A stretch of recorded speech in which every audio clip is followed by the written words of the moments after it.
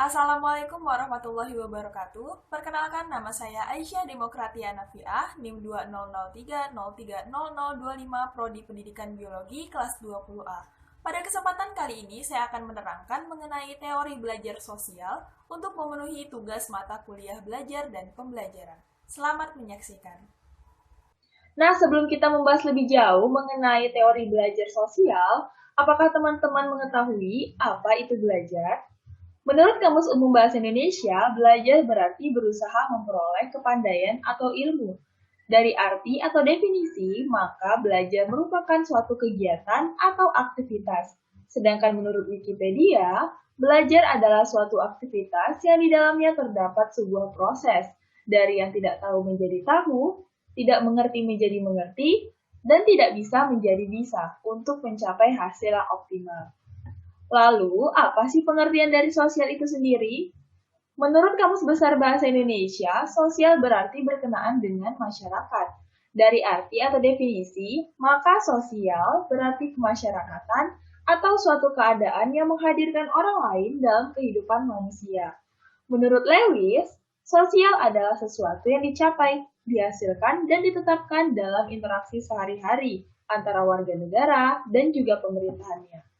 Sehingga didapatkanlah definisi dari belajar sosial yang merupakan suatu proses tingkah laku di mana kita mengamati, bahkan meniru suatu pola perilaku orang lain atau masyarakat yang awalnya tidak tahu menjadi tahu. Nah, apakah teman-teman mengetahui siapakah tokoh yang ada pada gambar? Tokoh yang terkenal dengan teori pembelajaran sosial atau social learning theory adalah Albert Bandura. Ia seorang psikologi yang terkenal dengan teori belajar sosial atau kognitif sosial serta efikasi diri. Teori kognitif sosial atau social cognitive theory yang dikemukakan oleh Albert Bandura menyatakan bahwa faktor sosial dan kognitif serta faktor perilaku memainkan peran penting dalam pembelajaran. Faktor kognitif berupa ekspektasi atau penerimaan siswa untuk meraih keberhasilan. Faktor sosial mencangkup pengamatan siswa terhadap perilaku orang tuanya. Albert Bandura merupakan salah satu perancang teori kognitif sosial. Menurutnya, ketika siswa belajar, mereka dapat merepresentasikan atau mentransformasi pengalaman mereka secara kognitif. Bandura mengembangkan model determinik resip koral yang terdiri dari 3 faktor utama, yaitu perilaku, person atau kognitif, dan lingkungan. Faktor ini bisa saling berinteraksi dalam proses pembelajaran. Faktor lingkungan mempengaruhi perilaku, perilaku mempengaruhi lingkungan, faktor person atau kognitif mempengaruhi perilaku. Nah, asumsi dasar dari teori ini yaitu sebagian besar tingkah laku individu diperoleh dari hasil belajar melalui pengamatan atas tingkah laku yang ditampilkan oleh individu-individu lain yang menjadi model. Nah, teori belajar sosial ini menjelaskan bagaimana kepribadian seseorang berkembang melalui proses pengamatan, di mana orang belajar secara observasi atau pengamatan terhadap perilaku orang lain, terutama pemimpin atau orang yang dianggap mempunyai nilai lebih dari orang lainnya. Istilah yang terkenal dalam teori belajar sosial adalah modeling atau peniruan. Modeling lebih dari sekedar peniruan atau mengulangi perilaku model, tetapi modeling melibatkan penambahan dan atau pengurangan tingkah laku yang teramati. Generalisir berbagai pengamatan sekaligus melibatkan proses kognitif. Nah, eksperimen Albert Bandura yang sangat terkenal ialah eksperimen Bobodol, yang menunjukkan bahwa anak-anak meniru seperti perilaku agresif dari orang dewasa di sekitarnya. Nah, dalam eksperimennya, Albert Bandura menggunakan 48 subjek yang terdiri dari anak-anak usia prasekolah dan membagi subjek menjadi 2 kelompok. Nah, kelompok yang pertama ialah kelompok A, di mana objek disuruh memperhatikan sekumpulan orang dewasa yang memukul, menonjok, menendang, dan menjerit ke arah boneka besar Bobo. Sedangkan pada kelompok B, subjek disuruh memperhatikan sekumpulan orang dewasa yang berperilaku lemah lembut dan kasih sayang ke boneka besar Bobo. Nah, apa sih hasil dari eksperimen ini? Hasilnya, pada kelompok A, anak-anak meniru apa yang dilakukan oleh orang dewasa, bahkan lebih agresif. Sedangkan pada kelompok B, anak-anak di kelompok B tidak menunjukkan tingkah laku agresif seperti kumpulan A. Dari eksperimen yang telah dilakukan, dapat disimpulkan bahwa anak yang terpapar atau diperlihatkan perilaku agresif dari model memberikan respon tindakan yang agresif pula, seperti yang model lakukan. Subjek yang diperlihatkan perilaku agresif akan bertindak lebih agresif dibandingkan dengan subjek yang tidak diperlihatkan. Tindakan agresif yang ditiru oleh subjek yakni fisik juga verbal. Berdasarkan penelitian tersebut, sebagai orang dewasa, kita perlu memperhatikan tingkah laku dan ucapan kita di depan anak-anak. Anak-anak akan melihat orang sekitarnya sebagai model yang akan mereka tiru perilakunya, baik perbuatan maupun perkataannya. Model yang paling dekat dengan mereka adalah orang tua yang mengasuhnya setiap hari. Selain orang tua, anak-anak juga bisa meniru orang-orang di lingkungan sekitarnya seperti guru dan juga tetangga. Albert Bandura mengemukakan 4 komponen dalam proses belajar meniru atau modeling melalui pengamatan, yaitu yang pertama itu atensi atau memperhatikan.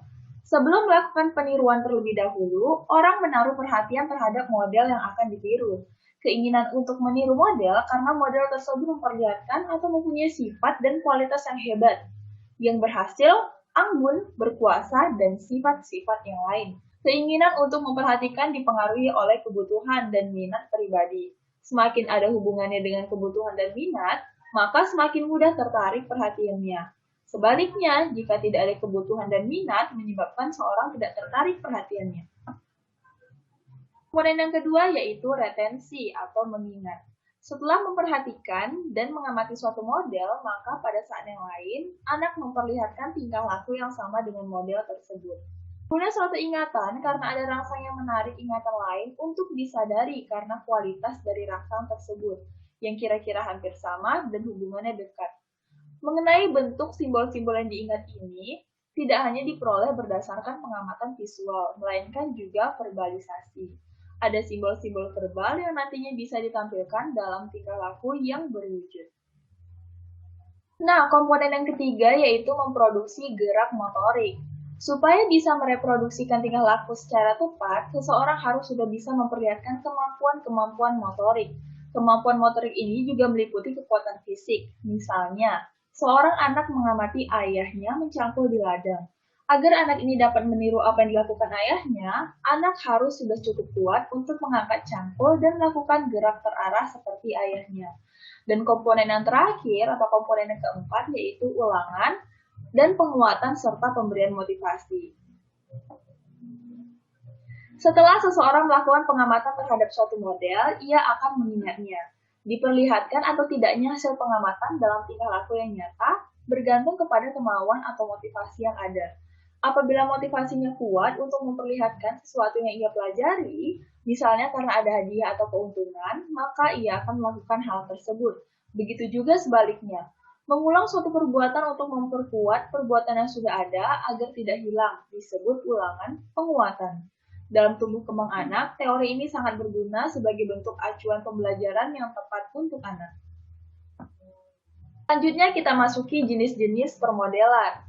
Nah, jenis permodelan yang pertama ialah peniruan langsung. Pembelajaran langsung dikembangkan berdasarkan teori pembelajaran sosial Albert Bandura. Ciri khasnya adalah modeling, yaitu suatu fase di mana seseorang memodelkan atau mencontohkan sesuatu melalui demonstrasi bagaimana suatu keterampilan itu dilakukan. Nah, meniru tingkah laku yang ditunjukkan oleh model melalui proses pelatihan itu contohnya meniru gaya penyanyi yang disukai. Yang kedua ialah peniruan tidak langsung. Peniruan tidak langsung adalah melalui imajinasi atau perhatian secara tidak langsung. Contohnya meniru watak yang dibaca dalam buku atau memperhatikan seorang guru mengajarkan rekannya. Yang ketiga ialah peniruan gabungan.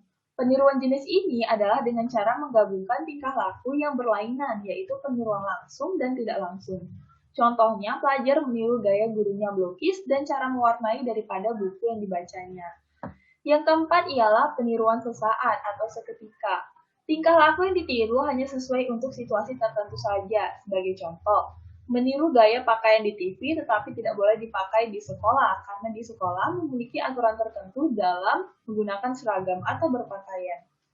Yang kelima atau yang terakhir ialah peniruan berkelanjutan, di mana tingkah laku yang ditiru boleh ditonjolkan dalam situasi apapun. Sebagai contoh, pelajar meniru gaya bahasa gurunya. Lalu, apa saja sih kelebihan dan juga kelemahan teori belajar sosial Bandura?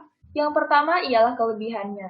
Teori belajar Albert Bandura lebih lengkap dibandingkan dengan teori sebelumnya. Karena itu, ia menekankan bahwa lingkungan dan perilaku seseorang dihubungkan melalui sistem kognitif dari orang tersebut.